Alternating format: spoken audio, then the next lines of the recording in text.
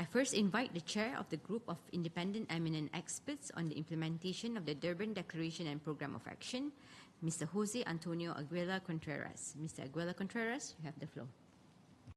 Thank you.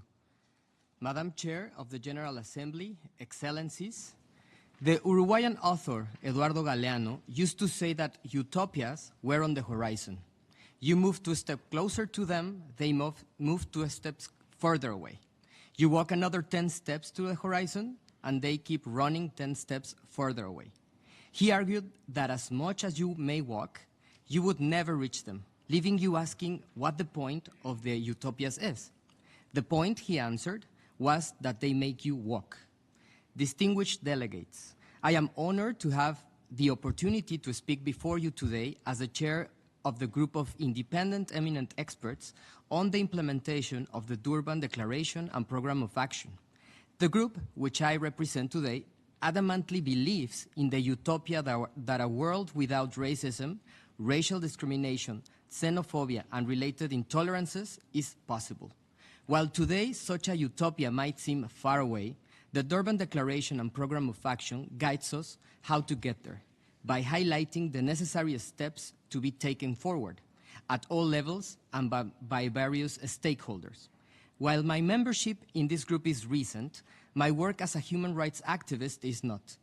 In Mexico, we have to come to believe in the continued relevance of the DDPA not as a result of blind faith, but rather as a result of the work we have done to translate its immense potential into reality.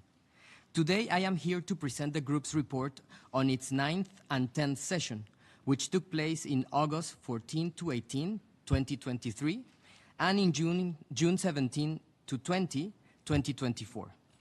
During the 9th session, the group held 6 public thematic discussions comprising current challenges, such as the integration of racism, racial discrimination, xenophobia, and related intolerance into United Nations processes and events. The 75th anniversary of the Universal Declaration of Human Rights, migration, mobilization of political will for the full and effective implementation of the DDPA, and affirmative actions for advancing racial equality. In the conclusions and recommendations, the group reiterated the importance of the global outreach programs led by the United Nations on public information on and on mobilization in support of the DDPA and its full and effective implementation, including countering disinformation about its content. It also affirmed that the teaching of history, in particular the role that the resistance and uprisings by enslaved Africans played in the abolition of the trade in enslaved Africans, is fundamental to the fight against contemporary forms of racism, especially systemic racism. The group urged member states and all stakeholders, including civil society representatives, to ensure that considerations relating to the eradication of racism, racial discrimination, xenophobia, and related intolerance to be fully integrated into the implementation of the 2030 Agenda for Sustainable Development and other United Nations processes. It also encouraged increased coordination and cooperation between all international human rights mechanisms working on combating racism, racial discrimination, xenophobia, and related intolerance. During the 10th session, the group held 2 public thematic discussions that reviewed the interlinkages between artificial intelligence and racism and anti-racism in education and public discourse. In the conclusions and recommendations, the group called on states to consider proclaiming a second international decade for people of African descent, starting in 2025, and expressed its strong motivation to contribute to the drafting of the United Nations Declaration on the promotion, protection, and full respect of the human rights of people of African descent. The group emphasized that although artificial intelligence can contribute to combating racism, the digital divide is still a prominent issue that disproportionately affects racialized communities around the world. It expressed concern that generative artificial intelligence carries the potential to drastically alter labor markets, which could have a disproportionate impact on the employment of racialized groups. Therefore, the group urged states to prepare preliminary impact assessments and develop mitigation strategies.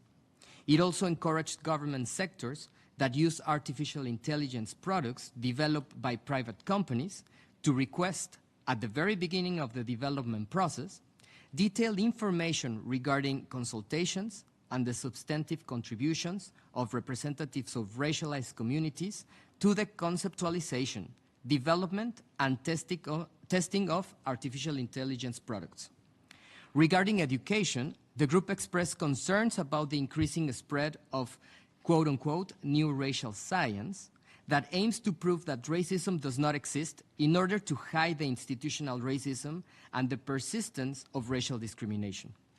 In addition to revising the educational curricula to ensure that educational materials do not contain incorrect facts about enslavement and colonialism, minimizing their harm and omitting analysis of interlinkages with today's structural racism, the group recommended that states train and equally employ more teachers from racialized groups and increase funding for community education initiatives.